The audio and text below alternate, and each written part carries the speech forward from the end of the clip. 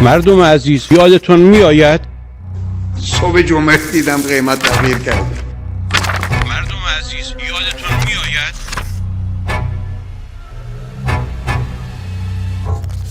که در برجام کلمه ساسپنشن نیست و این اشتباه از من بود.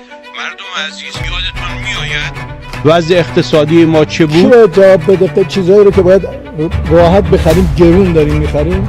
یادتون میآید کره شیر خوش پیدا نمیشد، سیلوهای گندم خالی بود.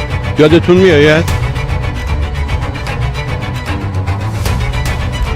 مردم عزیز یادتون میآید مردم شبها در صف بانک ها میخوابیدن که صبح به چند سکه بتونن خرید بکنن.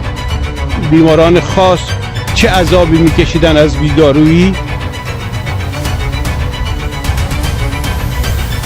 مردم عزیز یادتون میآید